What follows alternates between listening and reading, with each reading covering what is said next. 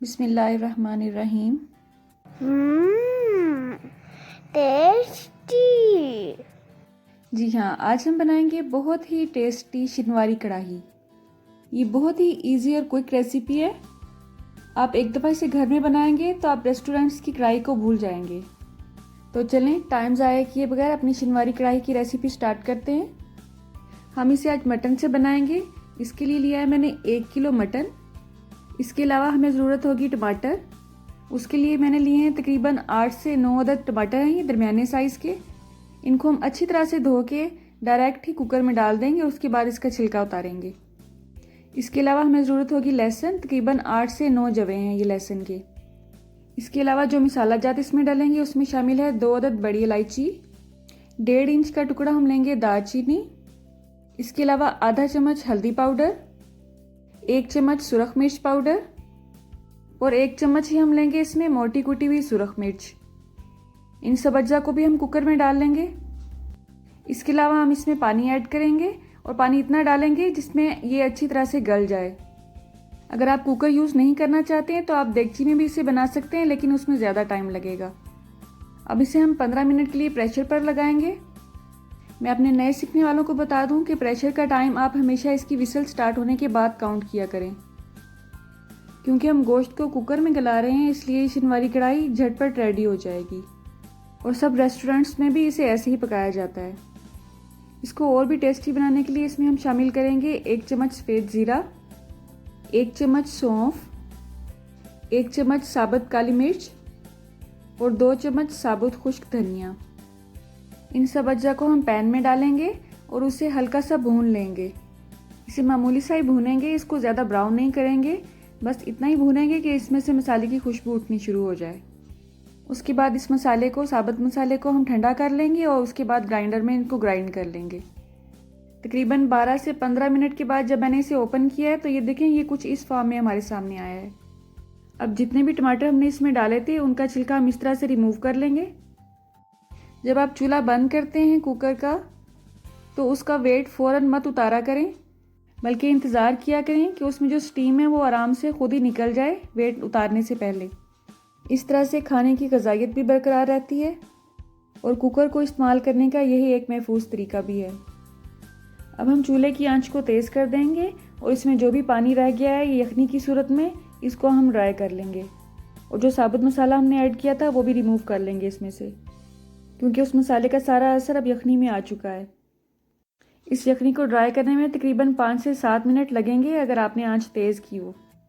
जब तक यखनी खुश्क होती है हम एक कढ़ाई में ऑयल लेंगे। यहाँ मैं पौना कप ले रही हूँ, ये देखें फुल कप से थोड़ा सा कम है। ये शिनवारी कढ़ाई हमेशा ज़्यादा ऑयल में पकाई जाती है और इसका जो एक्स्ट्रा ऑयल होता है उसको बाद में रिमूव कर लिया जाता है।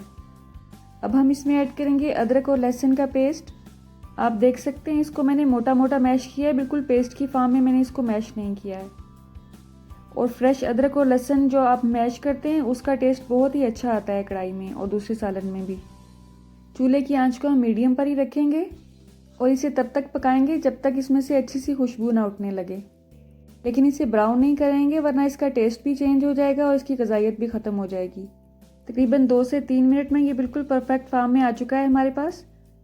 अब हम इसमें मटन शामिल करेंगे जिसकी यखनी हमने काफ़ी हद तक खुश्क कर ली थी। असल में शिनवारी कढ़ाई में ज़्यादा ग्रेवी नहीं होती है, लेकिन मुझे ज़ाती तौर पे ये थोड़ा ग्रेवी वाला अच्छा लगता है, इसलिए मैंने टमाटर कुछ ज़्यादा मिकदार में यूज़ किए थे। अगर आप कम ग्रेवी वाला पसंद करते हैं तो आप इसमें 3 से 4 अदद टमाटर ले सकते हैं, इतने ही इनफ होंगे इसमें। तकरीबन 7 से 8 मिनट हो चुके हैं इसे भूनते हुए। अब हम इसमें ऐड करेंगे नमक। 1 चम्मच नमक लिया है मैंने यहाँ पे। जो मसाले हमने भुने थे वो हमने ग्राइंड कर लिए हैं और वो इसमें ऐड करेंगे। अब हम इसमें जो हमने सौंफ ऐड किया था उसकी खुशबू बहुत ही ज़बरदस्त आती है शिनवारी कढ़ाई में। नमक हमने पहले ऐड नहीं किया था ताकि गोश्त अच्छी तरह से गल जाए। नमक डालने से थोड़ा सा ये गलने में टाइम लेता है गोश्त। अब हम इसकी अच्छी तरह से भुनाई करेंगे। गोश्त अच्छी तरह से गल चुका है, इसलिए ये भुनाई में ज़्यादा टाइम नहीं लेगा। तकरीबन 5 से 7 मिनट हो चुके हैं और इसका पानी मुकम्मल तौर पर खुश्क हो चुका है। अब हम इसमें ऐड करेंगे 1 कप दही।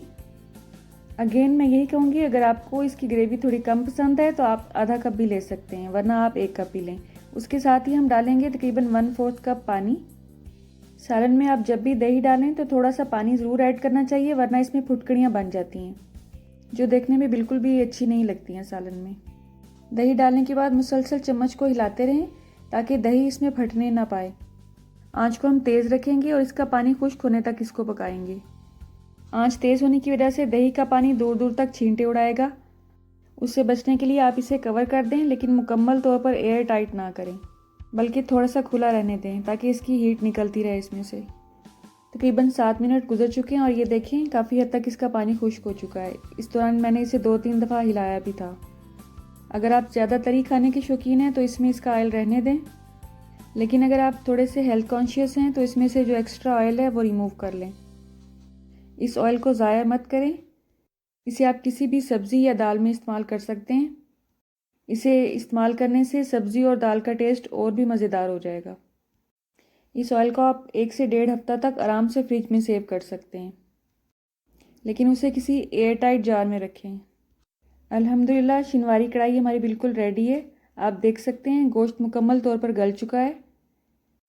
एंड पर इसमें थोड़ी सी सब्ज़ मिर्च ऐड करेंगे हम, और थोड़ा सा सब्ज़ धनिया स्प्रिंकल करेंगे बारीक बारीक कटा हुआ, और गार्निश के लिए थोड़ी सी जूलियन कट में अदरक को शामिल करेंगे। अल्लाह हम सबको ज़मीनी और आसमानी हर तरह की आफत से महफूज रखे। अल्लाह आप सबका दस्तरखान सजाए रखे। हम सबको सेहत और ईमान का रिज़्क़ अता फरमाए। मेरी नेक्स्ट वीडियो तक अल्लाह हाफिज़।